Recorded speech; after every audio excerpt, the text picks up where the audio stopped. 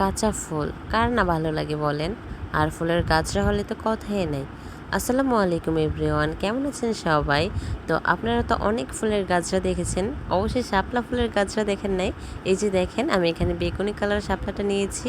তো একটা শাপলাগুলো ঠিক এরকম ছোটো ছোটো করে ডাঁটটা কেটে নিয়েছি, তারপর হচ্ছে একটা সুই সুতা দিয়ে এই যে শাপলাগুলো একটার পর একটা গেঁথে নিচ্ছি। তো শাপলা ফুল দিয়ে যে এত সুন্দর গাছরা হয় সেটা আপনারা না দেখলে অবশ্যই বুঝতে পারবেন না। আমি নিজে বানিয়ে তো নিজেই অবাক হয়ে গেছি। আমার ভাই এই শাপলাগুলো নিয়ে আসছিল, তো আমি ভাবছিলাম কী করা যায় কী করা যায়।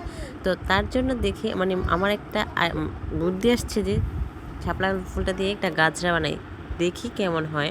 তো সেটা আমি মাথায় পরি নাই, হাতে পরে আপনাদেরকে দেখাবো। এই যে দেখেন, আমার গাছরাটা মোটামুটি বানানো কমপ্লিট। আমি যেহেতু হাতে পরবো, আপনারা চাইলে চুলেও করতে পারবেন। তো সেজন্য আমি আমার হাতের মাপ দিয়ে নিয়েছি। হাতের মাপ দিয়ে নিয়ে তো এই যে সুতাটা হচ্ছে বেঁধে নিব। বেঁধে নেওয়ার পরে এই যে দেখেন, আমি হাতে পরছি। গাছরাটা দেখছেন, মাশাআল্লাহ কত সুন্দর হয়েছে। তো আমার যেহেতু এখানে ফুল অনেক অনেক বেশি ছিল, তার জন্য আমার এখানে দুইটা হাতে পরার মতো গাছরা হয়েছিল।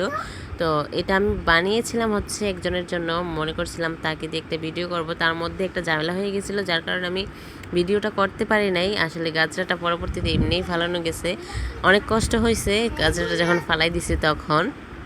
এই যে দেখেন, গাছটা দেখতে কত সুন্দর হয়েছে। অন্য ফুল থেকে কম কিসে হয়েছে বলেন তো? অনেক সুন্দর হয়েছে, তাই না? আসলে শাপলা ফুল দিয়ে যে এত সুন্দর গাছরা হয়, না দেখলে বুঝবেনই না।